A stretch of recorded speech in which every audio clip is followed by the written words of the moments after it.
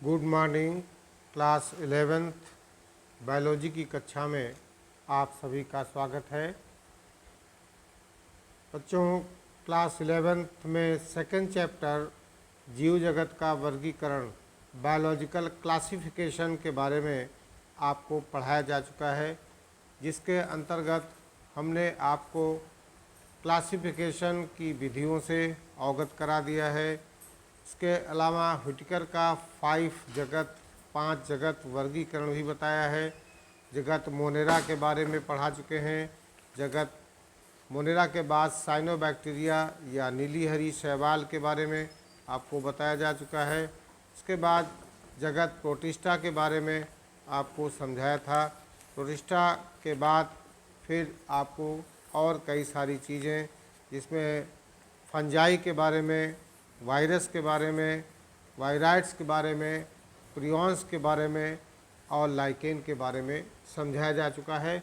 इस प्रकार से चैप्टर सेकंड बायोलॉजिकल क्लासिफिकेशन समाप्त होता है और आज इसी चैप्टर के हम NCERT पाठ्यपुस्तक पर आधारित प्रश्न और उनके उत्तर लेकर आए हैं। वैसे तो इस चैप्टर के अंतर्गत सैकड़ों प्रश्न बनते हैं, लेकिन हम उन्हीं प्रश्नों को ले रहे हैं जो आपकी NCERT पाठ्यपुस्तक पर आधारित हैं। तो चलिए शुरू करते हैं। इस चैप्टर का पहला प्रश्न है, वर्गीकरण की पद्धतियों के में समय के साथ आए परिवर्तनों की व्याख्या कीजिए।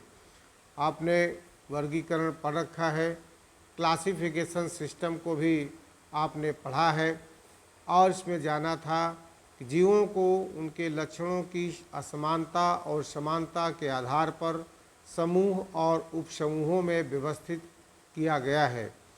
व्यवस्थित करने की इसी प्रक्रिया को वर्गीकरण कहा जाता है।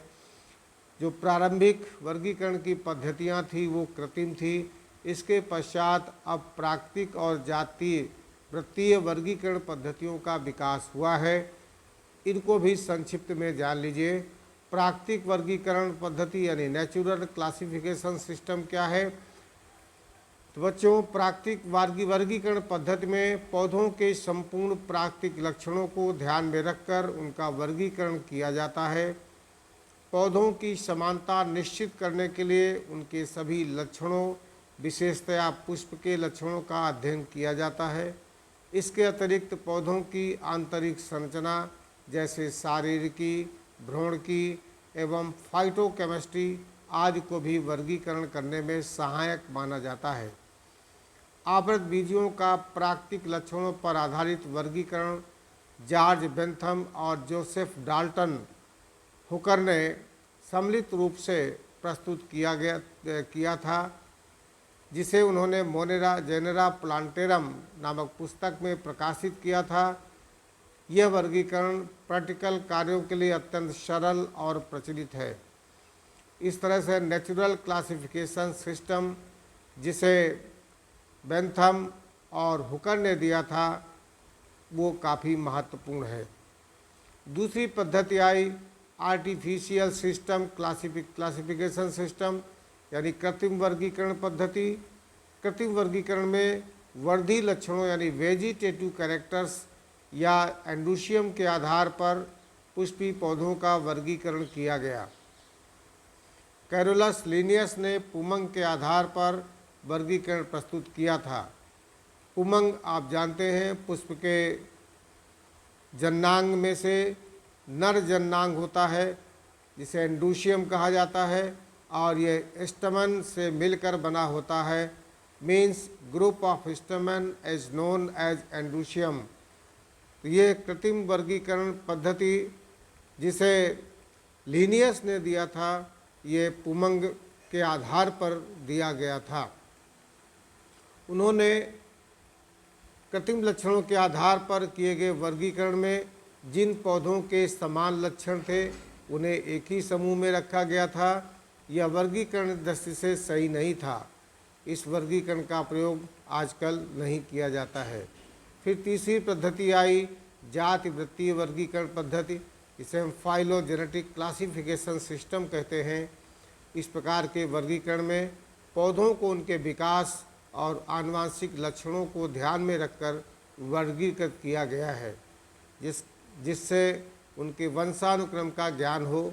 इस प्रकार के वर्गीकरण में यह माना जाता है कि एक प्रकार के टैक्सा का विकास एक ही पूर्वजों मीन्स एंसेस्टर्स से हुआ है। वर्तमान में हम अन्य स्रोतों से प्राप्त सूचना को वर्गीकरण की समस्याओं को सुलझाने में प्रयुक्त करते हैं, जैसे कंप्यूटर द्वारा अंक और कोड का प्रयोग क्रोमोसोम का आधार रासायनिक अवयवों का भी पादप वर्गीकरण के लिए किया गया है। तो इस तरह से आपने देखा वर्गीकरण की 3 प्रणालियां हैं, जिनमें natural classification system, artificial classification system और फाइलोजेनेटिक क्लासिफिकेशन सिस्टम है। क्वेश्चन नंबर 2 है, निम्नलिखित के बारे में आर्थिक दृष्टि से 2 महत्वपूर्ण उपयोगों को लिखो। तो हमने आपको बैक्टीरिया का इकोनॉमिक इम्पॉर्टेंस और आर्कीबैक्टीरिया का इकोनॉमिक इम्पॉर्टेंस दोनों बताया हुआ है। जो परपोषी बैक्टीरिया है यानी हेटेरोट्रॉफिक बैक्टीरिया है, इसका उपयोग एंटीबायोटिक बनाने, दूध से दही बनाने में किया जाता है। और लेगुमिनेसी कुल के पौधों की जड़ों में उपस्थित परपोषी बैक्टीरिया नाइट्रोजन स्थिरीकरण का कार्य करते हैं। तो इस प्रकार से आर्थिक दृष्टि से दोनों आपने परपोषी बैक्टीरिया के बारे में जाना। और दूसरा है आद्य बैक्टीरिया या आर्की बैक्टीरिया, इसका उपयोग गोबर गैस यानी बायोगैस निर्माण और खदानों में आद्य बैक्टीरिया का उपयोग किया जाता है। मीन्स जो आर्की बैक्टीरिया है उसको बायोगैस निर्माण में और माइंस में उपयोग किया जाता है। क्वेश्चन नंबर 3 है, डायटम्स की कोशिका भित्ति के क्या लक्षण हैं। बच्चों, डायटम्स के कैरेक्टर्स के बारे में आपने पढ़ा हुआ है और पाया था कि डायटम की कोशिका भित्ति सिलिका युक्त होती है। कोशिका भित्ति 2 भागों ऊपर की एपिथीका और नीचे की हाइपोथीका में विभाजित होती है। ये दोनों साबूदानी की तरह लगे होते हैं। डायटम की कोशिका भित्तियाँ एकत्रित होकर डायएटमोसियस अर्थ का निर्माण करती हैं। तो इस प्रकार से डायटम की कोशिका भित्ति सिलिका से युक्त होती है, जिससे इसकी सरफेस रफ होती है, खुरदरी होती है। क्वेश्चन नंबर 4 है, एल्गल ब्लूम यानी शैवाल पुष्पन तथा लाल तरंगे रेड टाइड से क्या तात्पर्य है। तो प्रदूषित जल में शैवालों की अत्यधिक वृद्धि शैवाल पुष्पन मीन्स एल्गल ब्लूम कहलाती है। यह मुख्यतः नीली हरी शैवालों द्वारा होती है, ब्लू ग्रीन एल्गी या साइनोबैक्टीरिया द्वारा होती है। डाइनोफ्लैजिलेट्स जैसे गोनेवलेक्स के तीव्र गुणन से समुद्र के जल का लाल होना लाल तरंगे या रेड टाइड कहलाता है। तो रेड टाइड इन्हीं शैवालों के बहुत तेज़ी के साथ रिप्रोडक्शन होने के कारण पूरा जल लाल रंग का हो जाता है। इसी कारण से इन्हें रेड टाइड के नाम से जाना जाता है। क्वेश्चन नंबर 5 है, वायरस से वायराइड कैसे भिन्न होते हैं। आपने वायरस और वायराइड्स दोनों के बारे में पढ़ा हुआ है। वायरस के बारे में आपने जाना था कि वायरस सभी जीवों को संक्रमित कर सकते हैं, जबकि वायराइड्स केवल पौधों को संक्रमित करते हैं। वायरस के न्यूक्लिक अम्ल आरएनए अथवा डीएनए हो सकता है, जबकि वायराइड में न्यूक्लिक अम्ल केवल आरएनए पाया जाता है। वायरस में प्रोटीन का कवच कैप्सिड उपस्थित होता है, जबकि वायराइड में प्रोटीन का कवच यानी कैप्सिड अनुपस्थित होता है। वायरस आकार में बड़ा होता है। वायराइड्स वायरस से भी छोटे आकार के होते हैं। वायरस न्यूक्लियोप्रोटीन से बने होते हैं, जबकि वायराइड आरएनए से बना होता है। ये प्रमुख अंतर हो गए वायरस और वायराइड्स के, ये भी बहुत महत्वपूर्ण है। फिर आता है प्रोटोजोआ के 4 प्रमुख समूहों का संक्षिप्त वर्गीकरण कीजिए। तो जब आपको हमने इसका नोट्स समझाया था, नोट्स आपको पढ़ाया था, तो उसमें प्रोटोजोअन्स के 4 प्रमुख समूहों के बारे में विधिवत बताया था कि कौन कौन से 4 समूह होते हैं। तो उसमें पहला बताया था डाइनोफ्लैजिलेट्स और दूसरा बताया था क्राइसोफाइट्स, और तीसरा बताया था यूग्लिनॉइड, और चौथा प्रोटोजोवन प्रोटिस्ट के बारे में आपको समझाया जा चुका है। फिर इसी में प्रोटोजोवन प्रोटिस्ट में बताया था कि कुछ ऐसे होते हैं जो अमीबाइड प्रोटोजोवंस कहलाते हैं, जिसमें अमीबा और एंट अमीबा आदि होते हैं। दूसरा बताया था फ्लैजिलेटेड प्रोटोजोवंस, जिसमें यूग्लिना और कई सारे ऐसे प्रोटोजोवंस हैं जो फ्लैजिलेटेड होते हैं, जैसे यूग्लिना, ट्रिपेनोसोमा, लिश्मानिया और ट्राइकोमोनास आदि ऐसे प्रोटोजोवंस हैं जो फ्लैजिलेटेड होते हैं। और तीसरा बताया था सीलिएटेड प्रोटोजोवंस, जिसमें सीलिया पाए जाते हैं, उसमें पैरामीशियम आता है। और चौथा बताया था स्पोरोजोवंस प्रोटोजोआ, जिसमें हमने प्रमुख रूप से प्लाज्मोडियम वाइवेक्स के बारे में बताया था, जिसे मलेरिया परजीवी कहते हैं। तो प्रोटोजोआ को जब आप पढ़ेंगे तो आप पाएंगे इसके 4 समूह amoeboid protozoans, flagellated protozoans, ciliated protozoans और स्पोरोजोवंस प्रोटोजोवंस आते हैं। क्वेश्चन नंबर 7 है, पादप स्वपोषी हैं। क्या आप ऐसे कुछ पादपों को बता सकते हैं जो आंशिक रूप से परपोषी होते हैं? बच्चों, वैसे तो पौधों में प्रकाश संश्लेषण के द्वारा भोज्य पदार्थ बनाने की क्षमता स्वयं होती है, क्योंकि पौधों में हरा रंग होता है जो कि क्लोरोफिल के कारण होता है। लेकिन कुछ पौधे ऐसे भी होते हैं जो आंशिक रूप से परपोषी होते हैं, खास करके कीट भक्षी पौधे, इंसेक्टिवोरस प्लांट, जो कीटों का भक्षण करते हैं। वास्तव में ये ऐसे स्थानों पर उगते हैं जहाँ की ज़मीन में नाइट्रोजन की कमी होती है। नाइट्रोजन की कमी को पूरा करने के लिए ये कीटों का भक्षण करते हैं और कीटाहारी या कीट भक्षी पौधे कहलाते हैं, जैसे यूटिकुलेरिया, नेफेंथीज, ड्रोसेरा आदि। ये आंशिक परपोषी यानी पार्शियली हेटेरोट्रॉफिक पौधे हैं। वैसे बताया हमने कि पौधे हरे तथा स्वपोषी होते हैं, लेकिन नाइट्रोजन के लिए ये कीटों पर निर्भर करते हैं। प्रश्न संख्या 8 है, सेवलांस यानी फाइकोबियांट और कवकांस यानी माइकोबियांट्स शब्दों से क्या पता चलता है? जैसा कि अभी आपने लाइकेन के बारे में पढ़ा है। लाइकेन में बताया था कि लाइकेन शैवाल और कवक दोनों का सहजीवन होता है। इसमें कवक वाले भाग को हम कवकांस यानी माइकोबियांट्स और शैवाल वाले भाग को सेवलांस या फाइकोबियांट्स कहते हैं। सेवलांस प्रकाश संश्लेषण द्वारा भोजन निर्माण करता है, जबकि कवकांश सुरक्षा एवं जनन में सहायक होता है। इस प्रकार से लाइकेन में शैवाल और कवक दोनों एक दूसरे को लाभ पहुंचाते हुए साथ साथ रहते हैं। शैवाल और कवक के इस प्रकार के जीवन को सहजीवन या सिम्बियोसिस कहा जाता है। कवक जगत के वर्गों का तुलनात्मक विवरण निम्नलिखित बिंदुओं पर करिए। पोषण की विधि और जनन की विधि के आधार पर कवक जगत के वर्गों का तुलनात्मक विवरण देना है। तो आपको हमने कवक जगत के 4 वर्ग बताए थे, फाइकोमाइसिटीज, बेसिडियोमाइसिटीज, एस्कोमाइसिटीज और डिट्रोमाइसिटीज। फाइकोमाइसिटीज में बताया था कि मतोपजीवी या पूर्ण परजीवी होते हैं। बेसिडियोमाइसिटीज मतोपजीवी परजीवी होते हैं, जबकि एस्कोमाइसिटीज मतोपजीवी पूर्ण परजीवी अपघटक या कोप्रोफिलस होते हैं, जबकि ड्यूट्रोमाइसिटीज मतोपजीवी परजीवी या अपघटक होते हैं। तो पोषण विधि के आधार पर कवक के चारों वर्गों में ये भिन्नताएं होती हैं। दूसरा, इनमें जनन विधि में क्या अंतर होता है?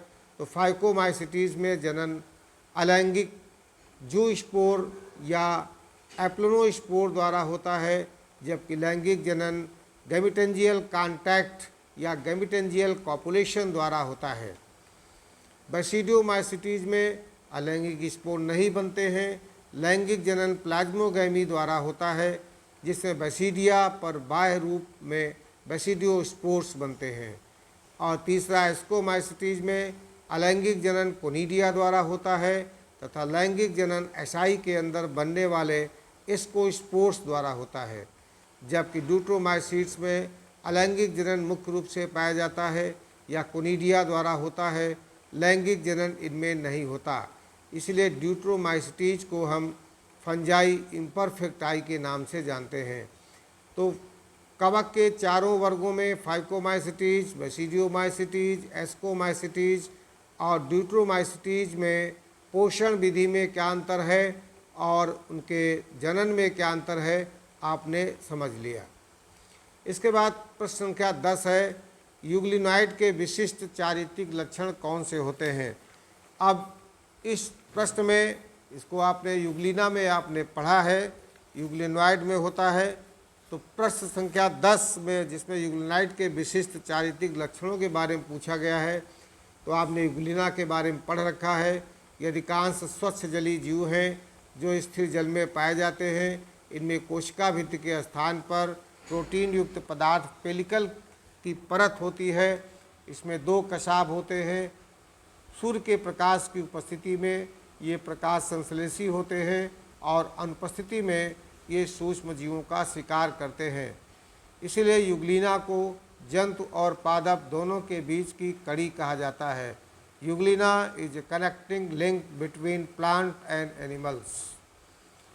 प्रश्न संख्या 11 है, संरचना तथा आनुवांशिक पदार्थ की प्रकृति के संदर्भ में वायरस का संक्षिप्त विवरण दीजिए।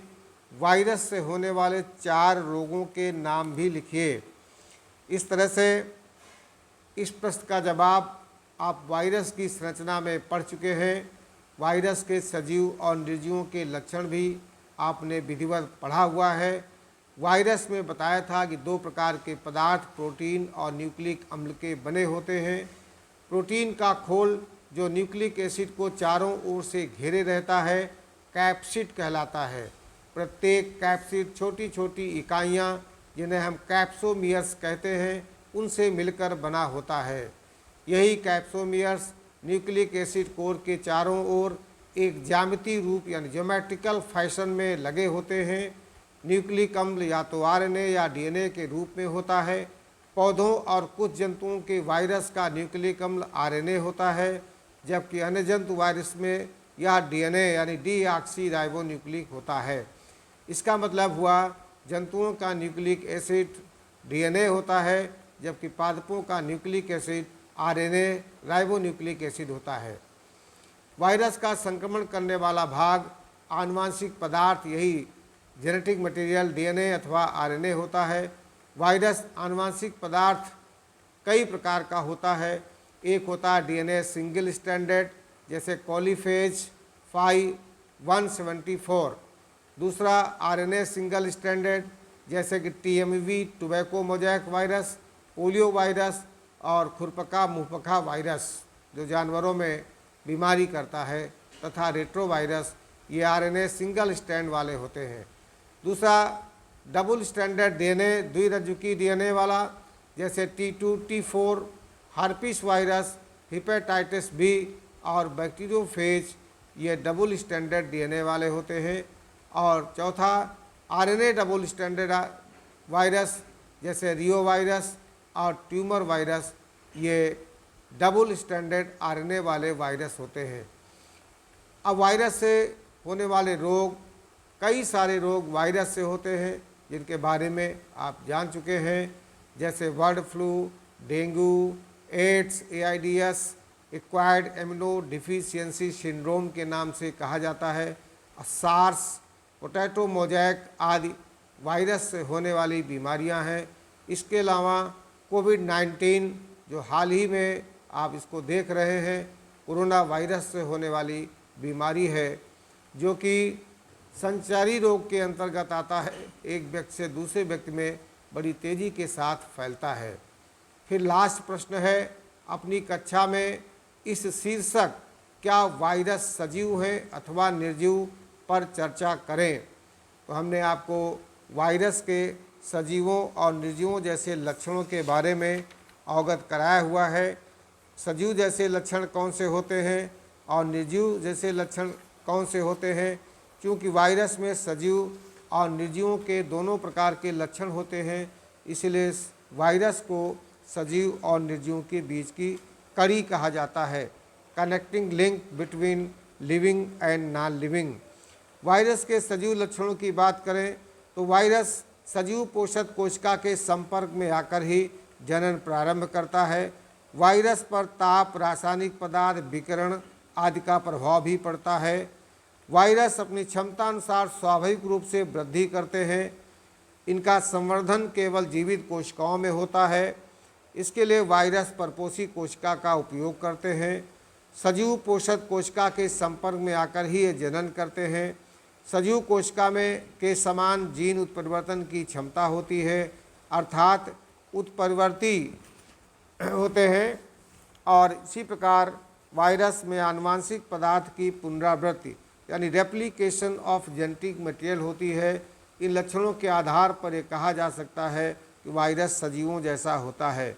जबकि कुछ ऐसे भी लक्षण हैं जो वायरस के निर्जीव होने की बात को सिद्ध करते हैं, जैसे वायरस की संरचना कोशिका सदस्य नहीं होती है। वायरस कोशिका विशिष्ट परपोषी के बाहर पूर्णतः ये अक्रिय या निष्क्रिय होते हैं। पोषण और श्वसन क्रियाओं का इनमें अभाव होता है। ये पोषक कोशिका के बाहर जनन नहीं कर पाते हैं और कोशिका कोशिका भित्ति, कोशिका द्रव्य, केंद्रक और अन्य अंगकों का पूर्णतया अभाव होता है। केवल प्रोटीन खोल से बंद न्यूक्लिक अम्ल के अणु होते हैं। इस प्रकार से हम कह सकते हैं वायरस में सजीवों और निर्जीवों दोनों प्रकार के लक्षण विद्यमान होते हैं। इसीलिए वायरस को सजीव और निर्जीवों के बीच की कड़ी कहा जाता है। तो इस प्रकार से इस चैप्टर में NCERT पाठ्यक्रम पर आधारित कुल 12 प्रश्न थे, जिनके जवाब आपको हमने दे दिए हैं। अब आप इस चैप्टर के अंत में सारे प्रश्नों के उत्तर लिख लीजिएगा और इसके बाद हम अगला चैप्टर आपको स्टार्ट करेंगे। आज के लिए इतना पर्याप्त है। अगले वीडियो में बहुत बहुत धन्यवाद।